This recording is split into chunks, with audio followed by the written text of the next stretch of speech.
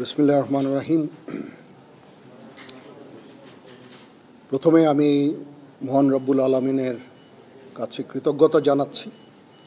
উনি আমাকে এই বাংলাদেশ সেনাবাহিনী সাহসের সাথে এই ঘোষণা করেছে যে করিডোর আমেরিকাকে জাতিসংঘকে দেওয়া হবে না।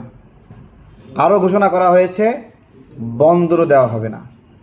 আম জনতা দলের পক্ষ থেকে আমরা এই দৃঢ়চিত্ত এবং সাহসী ভূমিকাকে স্বাগত জানাই এবং এই ঘোষণাকে সংহতি জানিয়ে সেনাপ্রধান এবং প্রধান উপদেষ্টার মধ্যে জরুরি বৈঠক হয়েছে।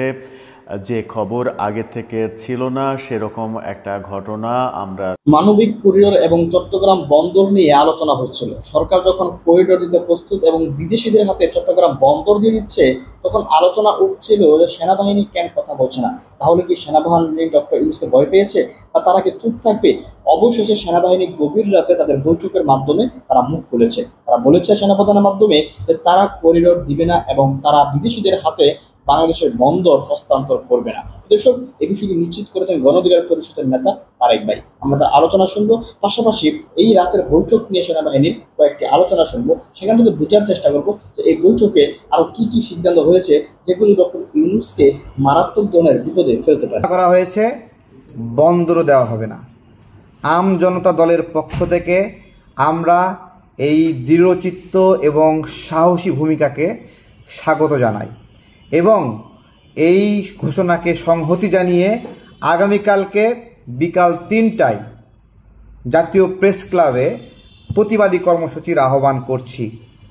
আমাদের আমজনতা দলের একটি গুরুত্বপূর্ণ দফা রয়েছে, আমাদের সম্পদ আমরাই রক্ষণাবেক্ষণ করব, আমরা বিদেশিদের দেব না।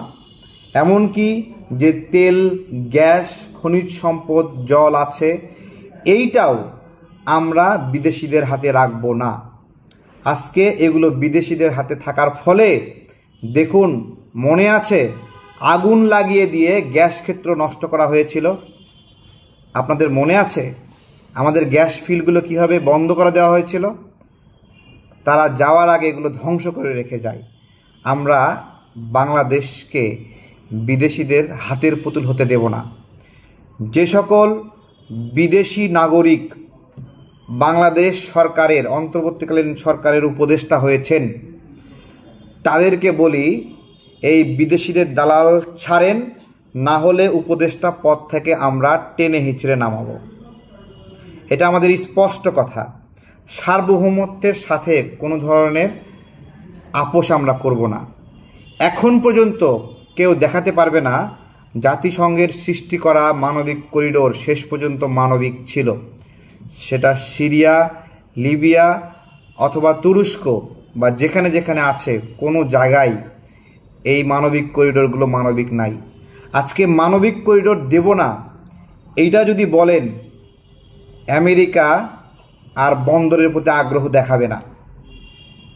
মানবিক করিডোর এবং ওই বন্দর, নিউমোরিং বন্দর টার্মিনাল একই সাথে সম্পৃক্ত। যদি ওই বন্দর বন্ধ করতে পারেন তাহলে মানবিক করিডোর ওরা নেবে না, আর যদি মানবিক করিডোর বন্ধ করতে পারেন তাহলে ওদের বন্দর প্রয়োজন হবে না। দুটা একসঙ্গে ডক্টর ইউনূস প্যাচ লাগাইছে, এটাকে আপনারা ধরতে পারছেন? আপনারা ধরতে পারছেন না। একটা প্রশ্ন শুধু করলে আপনারা উত্তর ক্লিয়ার হবে। সেন্ট মার্টিন থেকে কোনো খবর আমাদের এখানে আসে না কেন?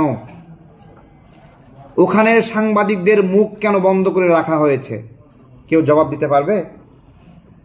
আপনারা বুঝলে বোঝেন, না বুঝলে না বোঝেন। অনেক আমেরিকার দালালরা আমাদের বোঝানোর চেষ্টা করেছে যে এইভাবে বন্দর দিলে উপকার হবে। ভাই, নিউমোরিং বন্দর যে টার্মিনাল, এই টার্মিনালটা প্রস্তুতকৃত টার্মিনাল। 2023 সালে এর অবকাঠামো নির্মাণ শেষ হয়েছে। শেষ হওয়া একটা বন্দর দেওয়ার উদ্দেশ্য কি? শুধুই মাত্র এটাকে ব্যবহার করা। আমার টাকা দিয়ে কোটি কোটি, শত কোটি, হাজার কোটি টাকা খরচ করে বন্দরের কাজ শেষ করলাম, আর তারা এসে রেডিমেড বন্দর নিয়ে এখান থেকে ইজরা উঠাবে, চাঁদা উঠাবে। এটা তো আমরা মানতে পারি না। একটা সুন্দর তত্ত্ব দিয়েছে, অমুক বন্দর 7 দিন লাগে, অমুক বন্দর 3 দিন লাগে, আমার এখানে কেন 11 দিন লাগে? তাই তো, আমার এখানে 11 দিন লাগে, এইটা কমিয়ে আনায় তো লিডারশিপ। সেই কমিয়ে আনার উদ্যোগ না নিয়ে বিদেশিদের দেওয়ার উদ্যোগ কেন নিল?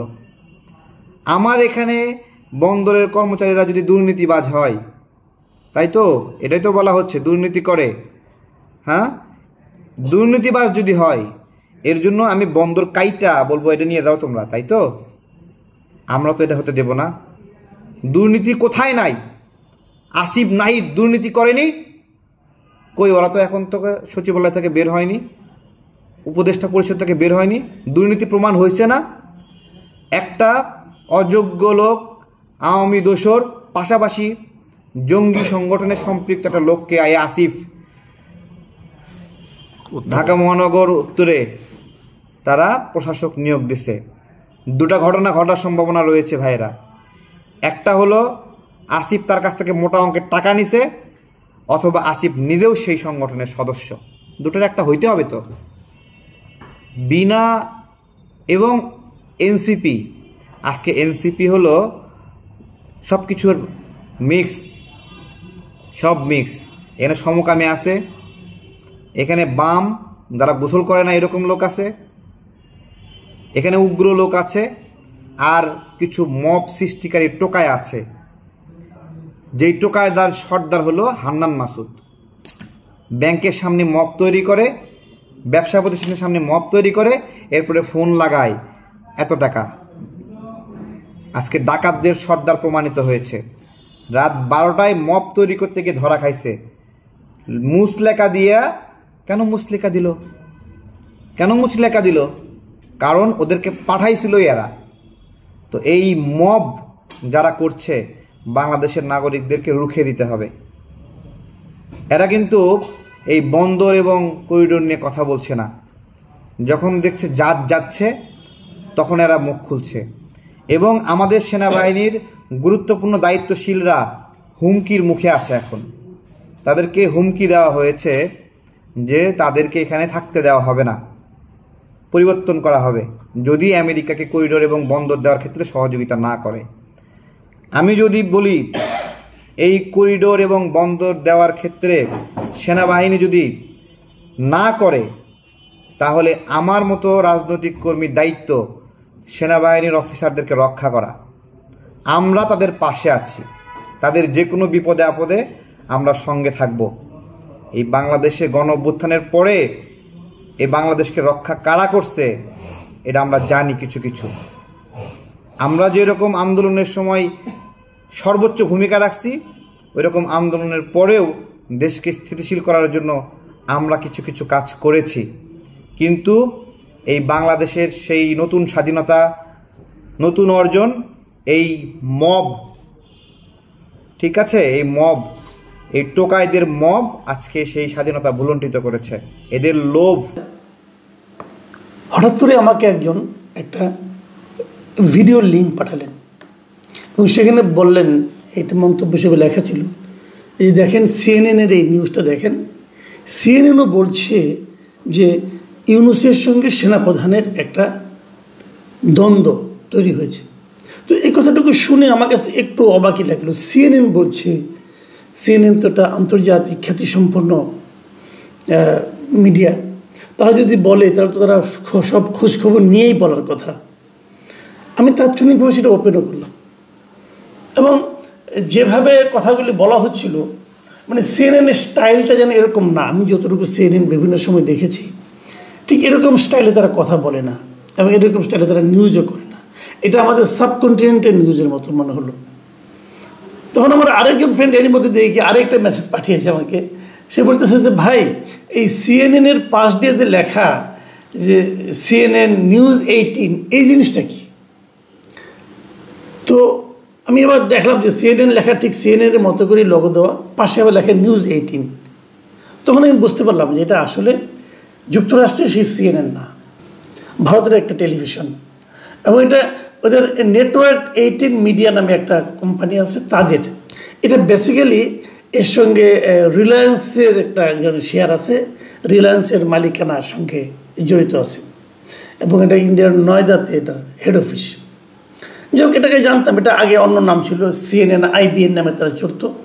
সিএনএনের সঙ্গে তাদের কী সম্পর্ক আমি জানি না, বাট সেটা টোটালি ভারতীয় একটা প্রতিষ্ঠান।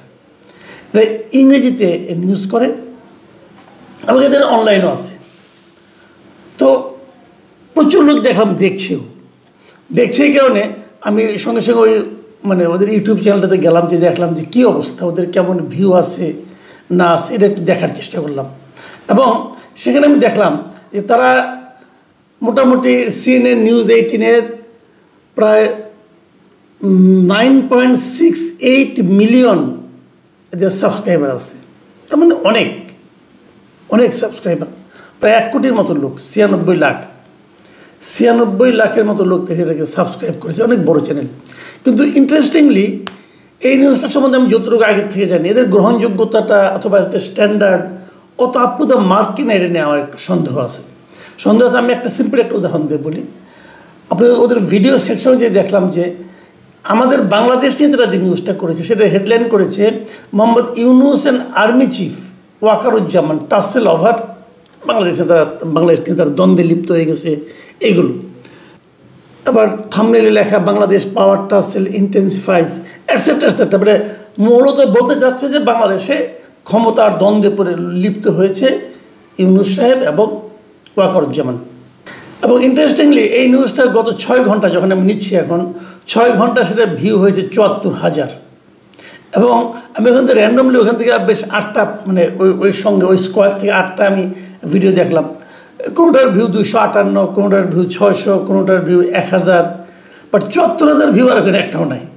তার মানে লোকজনকে এই নিউজটা এমন একটা নিউজ যেটা পাবলিক আগ্রহ নিয়ে দেখছে যে কী আছে ভেতরে, আমরা যেটাকে ক্লিক বেইট বলি আর কি। তারা মোটামুটি এটা সফলতার সঙ্গে করতে পেরেছে, কিন্তু তারা না করেছে তাদের ব্যবসার কারণে। আমাদের দেশে এটা নিয়ে কিন্তু ব্যাপক প্রতিক্রিয়া হচ্ছে। আসলে আমাদের প্রতিক্রিয়াটা কি, সেটা নিয়ে আলোচনায় মূল বিষয়। তারা এই নিউজটাতে কী বলেছে, এটা হলো ইম্পর্টেন্ট কথা।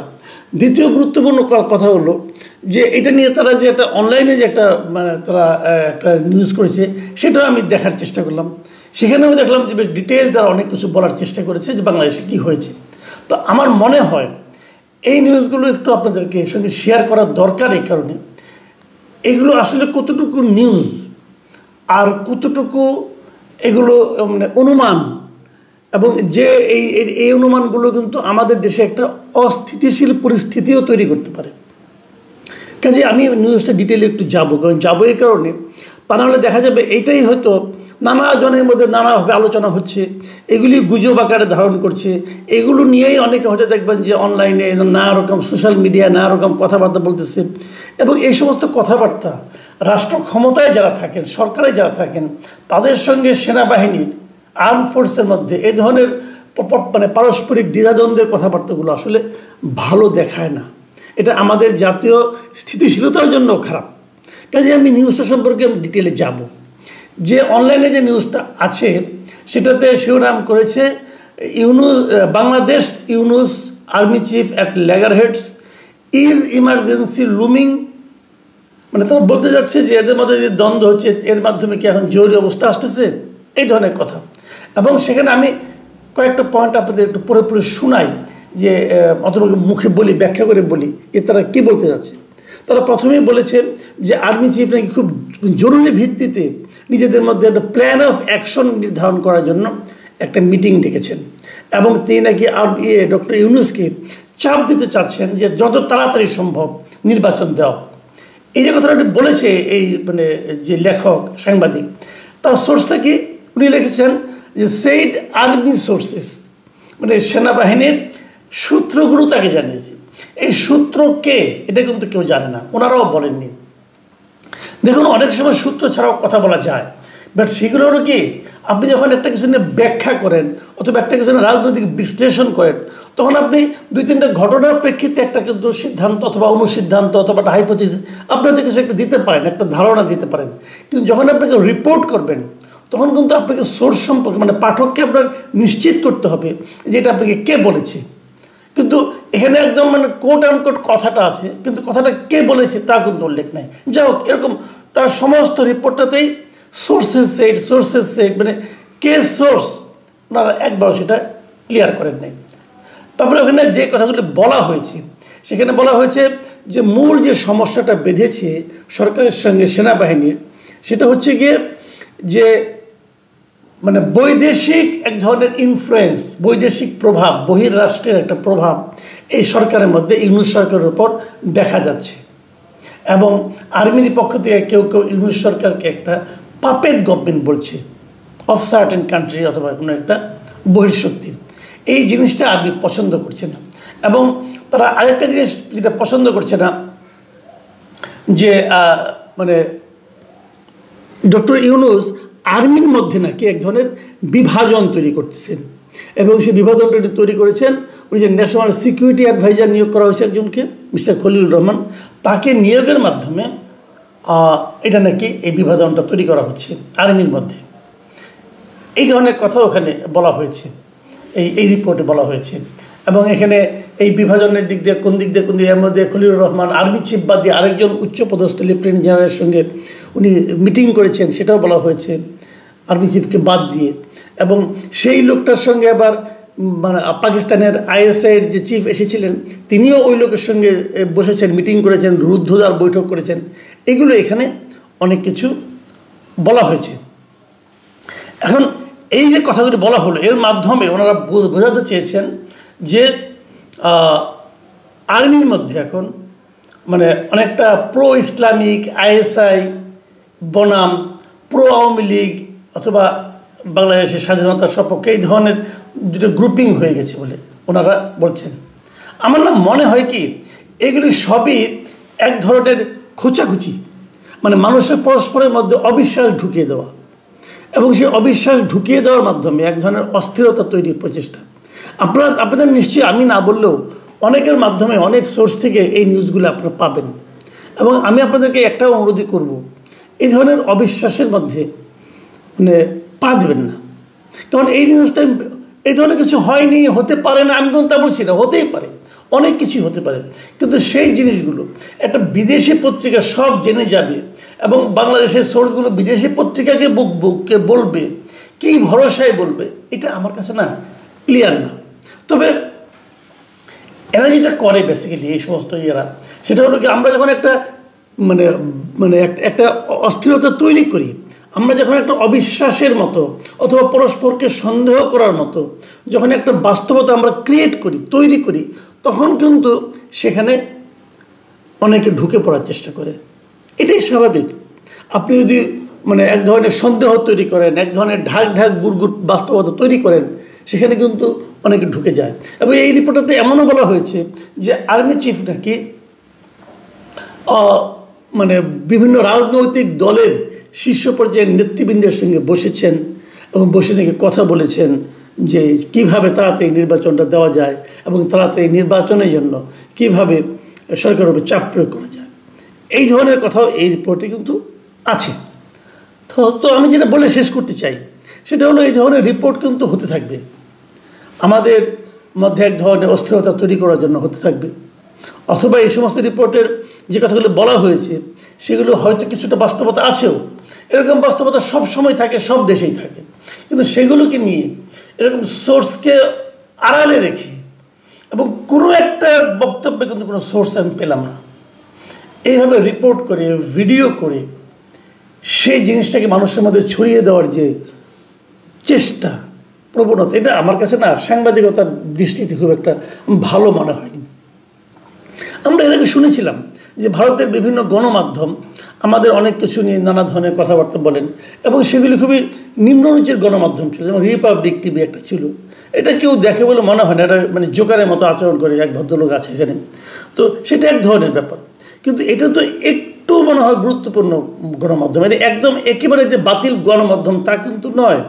প্রায় 96 লাখের মতো এর সাবস্ক্রাইবার আছে ইউটিউব চ্যানেলের, একদম কিন্তু বাতিল গণমাধ্যম না। তো তাদের কাছ থেকে আমরা মনে করেন আরেকটু সাংবাদিকতার ক্ষেত্রে মানে এমন কিছু আশা করি যা নাকি তার প্রতিবেশী দেশের মধ্যে এক ধরনের অস্থিরতা তৈরি না করে। তারপরও মাথায় রাখুন এই ধরনের নিউজ, যেমন আমি শুরুতে বিভ্রান্ত হয়েছিলাম যে CNN, কিন্তু পরে দেখলাম না, এটা CNN না, CNN News 18 CNN এবং CNN নিউজ 18-এর মধ্যে যোজন যোজন দূরত্ব, অবস্থানগত দূরত্ব, পলিসির দিক দিয়ে দূরত্ব এবং প্রফেশনালিজমের দিক দিয়েও দূরত্ব। কিন্তু সেটাকে সেভাবে বিবেচনা করলে আমার মনে হয় বিভ্রান্ত হওয়ার সম্ভাবনা কম থাকবে। প্রিয় দর্শক, এখন এ পর্যন্তই। আল্লাহ হাফেজ। সেনাপ্রধান এবং প্রধান উপদেষ্টার মধ্যে জরুরি বৈঠক হয়েছে, যে খবর আগে থেকে ছিল না সেরকম একটা ঘটনা আমরা দেখলাম। হঠাৎ করেই সন্ধ্যার পরে এরকম একটা খবর আসে যে যমুনায় জরুরি আইন শৃঙ্খলা বিষয়ক মিটিং হবে। সেখানে সেনাপ্রধানের সঙ্গে মিটিং করবেন প্রধান উপদেষ্টা প্রফেসর ইউনূস। রাত 8টায় সেই মিটিং হওয়ার কথা ছিল। 8টার পরপরই সেই মিটিং হয়েছে এবং সেই মিটিং থেকে কি কি সিদ্ধান্ত হলো, আর কারা ছিলেন, কেন এই মিটিং হলো, সেই আলোচনাতে পারেন। ডেসক্রিপশন বক্সে লিঙ্ক দেওয়া থাকবে, সেখান থেকেও আপনারা দেখে নিতে পারেন প্রজাপতির কার্যক্রম। বলছিলাম প্রধান উপদেষ্টার এখন যেটা বাসভবন, রাষ্ট্রীয় অতিথি ভবন যমুনা, সেখানে প্রধান উপদেষ্টার সঙ্গে সেনাপ্রধান ওয়াকারুজ্জামানের বিশেষ বৈঠক হয়েছে এবং সেই বৈঠক প্রধান উপদেষ্টার প্রেস উইং জানাচ্ছে আইন শৃঙ্খলা বিষয়ক বৈঠক। সেই বৈঠকে দেশের যে চলমান যে আইন শৃঙ্খলা পরিস্থিতি, দেশের আইন শৃঙ্খলা পরিস্থিতি যে তলানিতে যাচ্ছে, ঢাকা শহর আন্দোলনের শহরে পরিণত হয়েছে, কোনোভাবেই সরকার সেগুলো ঠেকাতে পারছে না, এসব নানা বিষয়ে আলোচনা হয়েছে। সেখানে করিডোর নিয়ে আলোচনা হলো কিনা সেই ব্যাপারে সরকার থেকে স্পষ্ট কোনো ব্যাখ্যা দেয়া হয়নি। হয়তো পরবর্তীতে এই ব্যাপারে তথ্য বাইরে চলে আসবে, তখন ব্যাপারটা পরিষ্কার হওয়া যাবে। বৈঠক যেহেতু হয়েছে এবং বৈঠকে আরও যারা ছিলেন, যাদেরকে ডেকে নেওয়া হয়েছিল, তারা হচ্ছে নৌবাহিনী প্রধান, বিমান বাহিনী প্রধান, জাতীয় নিরাপত্তা উপদেষ্টা, স্বরাষ্ট্র উপদেষ্টা এবং পররাষ্ট্র উপদেষ্টা। পররাষ্ট্র উপদেষ্টা এবং জাতীয় নিরাপত্তা উপদেষ্টাকে যেহেতু ডেকে নেওয়া হয়েছে, সেহেতু নিশ্চিত করে সেনাবাহিনীর সঙ্গে 3 বাহিনীর সাথে করিডোর নিয়ে আলোচনা তো হয়েছেই। তা না হলে পররাষ্ট্র উপদেষ্টা এবং নিরাপত্তা উপদেষ্টাকে ডেকে নেওয়া হতো না। নিরাপত্তা উপদেষ্টা আবার রোহিঙ্গা বিষয়ক হাই রিপ্রেজেন্টেটিভের দায়িত্বও পালন করছেন। স্বরাষ্ট্র উপদেষ্টাকে ডেকে নেওয়ার কারণ আইন শৃঙ্খলা পরিস্থিতি নিয়ন্ত্রণ করতে পারছে না সরকার। সেই ব্যাপারে সেনাবাহিনী এবং নৌবাহিনী, বিমান বাহিনী কী ভূমিকা পালন করতে পারে, তাদের কাছ থেকে কি সহযোগিতা নিতে পারে সরকার, সেরকম আলোচনা হয়েছে। পাশাপাশি এটা নিশ্চিত করেই বলা যায়, যেহেতু পররাষ্ট্র উপদেষ্টাকে এই মিটিংয়ে ডেকে নেওয়া হয়েছিল এবং নিরাপত্তা উপদেষ্টাকে ডেকে নেওয়া হয়েছিল, যিনি কিনা করিডোর দেওয়ার ব্যাপারে সব থেকে বেশি আগ্রহী এমনটা শোনা যাচ্ছে, সেই বৈঠক যে করিডোর বিষয়ক ইস্যু সেই বৈঠকে যে উঠে এসেছে, এটা মোটামুটি ধারণা করাই যায়। তাহলে কি আলোচনা হলো? আমরা জানি যে আগামীকালকে সকালে সেনা সদরে অফিসার্স অ্যাড্রেস হবে, যেখানে সেনাবাহিনী প্রধান সেনা অফিসারদের উদ্দেশ্যে গুরুত্বপূর্ণ ভাষণ দেবেন, যেটা কানাঘোষা ছিল যে আজকে হওয়ার কথা ছিল, কিন্তু এটা আগামীকালকে সকালে হবে। তার আগে সেনাপ্রধানের সঙ্গে প্রধান উপদেষ্টা যে বৈঠক করলেন, এই বৈঠক নিশ্চিত করে অনেক বেশি গুরুত্ব বহন করে। শেষ পর্যন্ত কি হলো সেটা এখনও প্রকাশ পায়নি, তবে আশা করা যায়, আমরা সাধারণ মানুষ হিসেবে আশা করব যে দেশের স্বার্থে 3 বাহিনীর সঙ্গে এক ধরনের সমঝোতা যদি সরকারের হয় করিডোর বিষয়ে এবং আইন শৃঙ্খলা বিষয়ে, তাহলে সেটাতে দেশই উপকৃত হবে। তবে কি সিদ্ধান্ত হলো সেটা জানতে হয়তো আরও অনেক বেশি অপেক্ষা করতে হবে, কারণ কোনো সেক্টর থেকে, আইএসপিআর কিংবা সরকারের বরাত থেকে এই ব্যাপারে স্পষ্ট কোনো ভাষ্য দেয়া হয়নি। প্রেস উইং থেকে শুধুমাত্র বলা হয়েছে যে এটা আইন শৃঙ্খলা বিষয়ক মিটিং, এখানে এই ব্যক্তিরা উপস্থিত ছিলেন, সেই মিটিংটা অনুষ্ঠিত হয়েছে। দর্শক, আপনার কি মনে হয় সেনাপ্রধানের সঙ্গে প্রধান উপদেষ্টার মিটিংয়ে বাকি দুই বাহিনীর প্রধান এবং আরও যাদেরকে ডেকে নেওয়া হলো, এই ডেকে নেওয়ার উদ্দেশ্য কি প্রধান উপদেষ্টা অবভিয়াসলি করিডোর বিষয়ে আলোচনা করলেন, নাকি শুধু জাতীয় নিরাপত্তা প্রসঙ্গ আসলেই করিডোর আসবে, বাংলাদেশের আইন শৃঙ্খলা পরিস্থিতির নিয়েই শুধু মিটিং হলো? আপনার মতামত জানিয়ে লিখতে পারেন আমাদের।